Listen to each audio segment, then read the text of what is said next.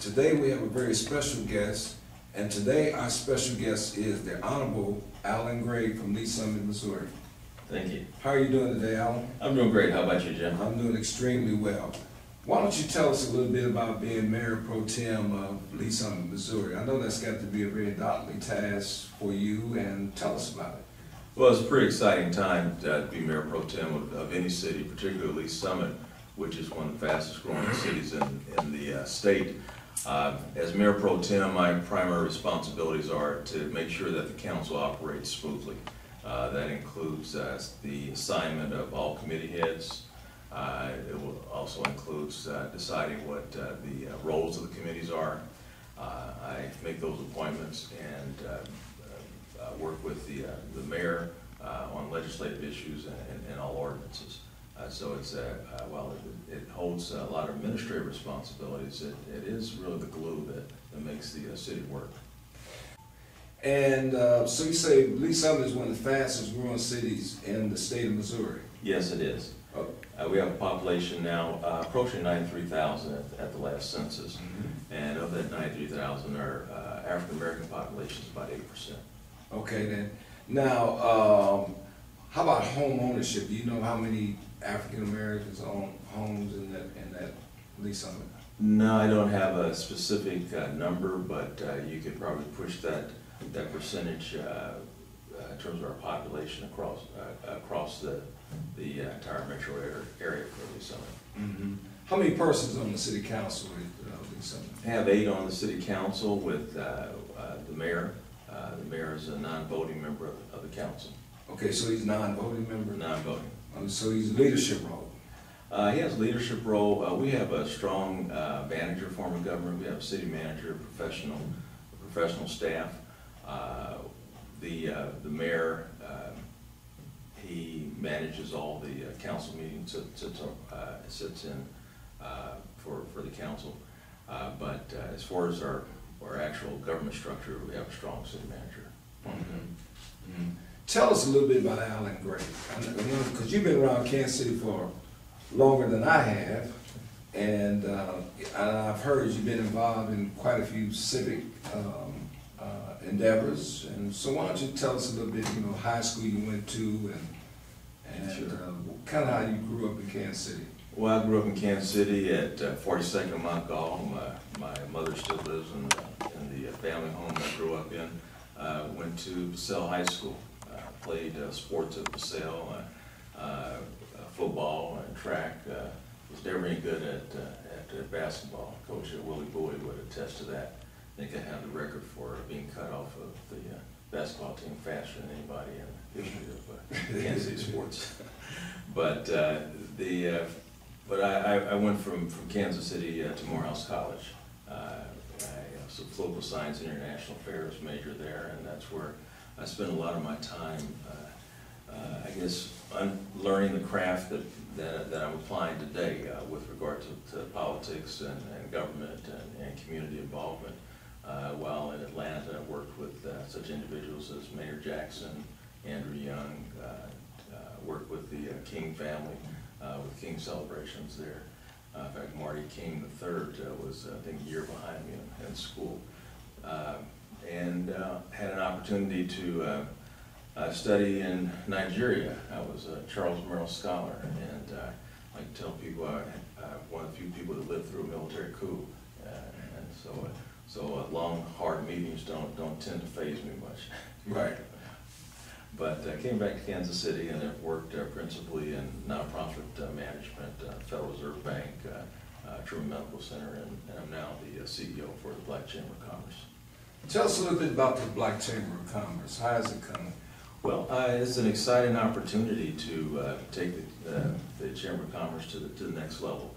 Chamber of Commerce has been around since 1985, as you probably know. Has supported the efforts of small business in a variety of ways, providing technical services, providing access to capital, positioning our black businesses throughout the community and in front of audiences, in front of markets that they may not have otherwise had an opportunity to access. Well, let me ask you this: what, in regards to the Black Chamber of Commerce, What about the advocacy role? You know, I'm a small business owner myself, and you know, I think that advocacy role is very important. I had an owner tell me one time that his hands were cuffed in his particular company because he needed leverage, and that advocacy that he had over the prior years gave him a lot of leverage with his employees. I think you're absolutely right, Jimmy. Advocacy is one of the primary roles, supportive roles that the chamber, any chamber can provide small business, but particularly for Black Chamber. And this holds true with seeking contracts, looking for having access to capital, and having a stronger voice. When you're a member of the Black Chamber, you bring all the resources to the table that the Black Chamber does. But it's also a place where businesses can be nurtured, if you will, to learn some of the nuances of doing business, to help them avoid some of the mistakes that can be detrimental for our businesses. Because as you know, typically our businesses only get one shot at it, and bankruptcy is an end, not an option. Right. You know, they say that we are a person or mind, body, heart, and spirit. And when you said a voice, I think people are looking for a voice for their mind, body, heart, and spirit. What's your take on that as being that voice for the Black Chamber for small and minority-owned and majority-owned business too? Because sometimes they need a voice. They don't really know how sometimes to speak the same language to a small disadvantaged contractor. So that it seems like you have a dual role for voice. Well, I think there is a dual role. I mentioned nurturing before, and that's certainly not in a pejorative sense. But when you embark on starting a small business, you're out there on an island by yourself. That's absolutely right. And sometimes the seas get rough, and you need a lifeline. You need to, if it's just someone to call, and if you've got a problem with accounting, or if you call when you've got a question about marketing, or to call when you just need some encouragement, and to hear from someone that's been there that you can make it through. And not only to give those words of encouragement, but to show you the steps on how to get there, and that can mean the difference between a successful business and a business failure. And so that's one of the roles that the Black Chamber provides. That's very good. Now, the city of Lee Summit, you said it's 93,000 people in Lee Summit, Missouri. Tell us a little bit about your parks and recs. I've seen some of the parks in Lee Summit. They're very well manicured and seem very suburban-like. Right. But I know there's got to be a beast there somewhere, a tiger, some explosive activity that's going on there. Oh, well, we're very proud of our park system. In fact, the parks director, Tom Lovell, is a neighbor of mine. So I try to stay in tune with our parks. We have grown and developed our parks systematically over the last several decades in response to the growth of our community, but also as a result of our belief that in the quality of life of Lee Summit. People move to Lee Summit because of that quality of life, be it schools and education, be it our attention to public safety. But the parks are seen as a lifelong amenity, and one of the reasons why individuals will move there, and why our property values are stable. Within the park system, we have any number of programs year-round, programs for young people, programs for adults, programs for seniors, from the aquatic programs to baseball, softball, archery. It's just a variety of opportunities for the general public to access recreation year-round. Now, do they have competitive leagues there, like softball? Well, you just say softball leagues, and in the fall, do they have like indoor sports like hockey, ice hockey, or basketball? We have indoor sports, yes, with basketball, volleyball. We don't have a hockey team. They're skating. They're not ice hockey. I think they have Inline skating. Inline skating. Yes. And our teams, we'd like to think, are very competitive.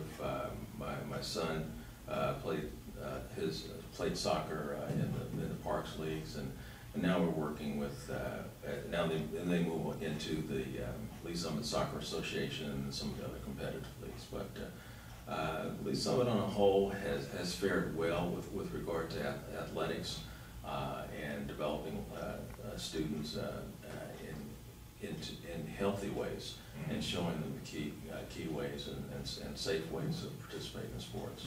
Well, now, you know, I've heard that Lee Summit has a pretty good educational basis. I was really impressed with the tech school that you have out there in Lee Summit. Give me a little bit of information about the educational. Well, we have one of the top school systems in the area and the state. Of course, they're nationally accredited, and it's an award-winning school system. The school system, again, is one of the reasons for individuals moving to Lee Summit. Again, going back to the quality of life. With respect to athletics, we've got some of the best athletic teams in the state.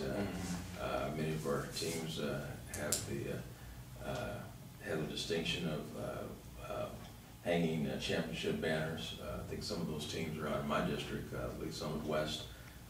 They've had championships in football and basketball, and so we're very, very proud of that. But I think that has to do with our school system and the dedication that our district staff that they have to provide the best quality education students that's possible. Mm-hmm.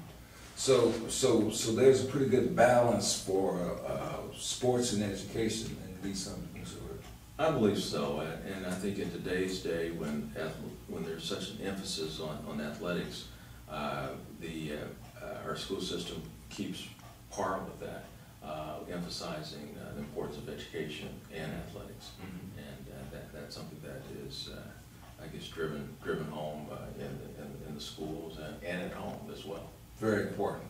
What about health? You know, most cities are adopting health initiatives. Our producer today was talking about our mayor, Mr. Heater, got a challenge going on for 90 days. What's the climate for health education in Lee Summit? Well, every city council member is required to pass a rigorous physical examination. Really? No, just kidding. Really? But we have done. Not a bad idea. Not a bad idea. Because you guys have insurance, right? We do have insurance. That's a good idea. So, we have adopted a program, a national program that was started and has been promoted by First Lady Michelle Obama, and that's the Let's Move program. By resolution last year, our full council unanimously supported that effort, and that's an effort by the First Lady to promote better healthy habits, eating habits, diet. We have in this country one of the highest incidents of childhood obesity in the world of any developed country, and so we're trying to make strides to address that as a city, as a school district, looking at menus within the schools, encouraging kids to eat healthier, putting down the soda and drinking water or some other non-sugar juice product, and to embed that into their lifestyle, and so that when they're away from home, when they go off to college and become adults, that they're making lifestyle choices that are healthy for them. You know, as a kid growing up, we used to go to Unity Village and buy produce. And believe it or not, my family would have dinner at Unity Village. And I found out later on there wasn't a lot of selections of restaurants for us to go to because of segregation, and they had dinner at the Unity Village. But Mom and Dad used to bring home milk because they actually had dairy cows at Unity Village. And I understand they're trying to revive some of their produce growing out there at Unity Village. Well, I know in downtown Lee Summit, we have a farmer's market that's very active, and they are open, I think, during the summer months, I think Wednesday through Saturday, and that's a very popular component of our city. You mentioned Unity Village, and we're in the process of annexing about 300 acres of Unity Village for new development. That's probably another story, another show. But we do have strong relationships with our surrounding municipalities, which abut the city, Unity Village, Kansas City, Braymore, and other areas. Right. Now, ladies and gentlemen, this has been a very enjoyable interview today with the Honorable Alan Gray of Lee Summit, Missouri, who is the Mayor Pro Tem there. And I would also like to introduce the concept of ViSalus. ViSalus is life, health, and prosperity. And we meet every Tuesday, Thursday at 6 o'clock at the Lincoln Building. You can come and learn how to lose weight or get fit. And always remember, one of the basic things that I learned 50 years ago, Alan, was to look sharp is to be sharp. And ladies and gentlemen, thank you today for listening to us on Bridging the Gap. Thank you very much.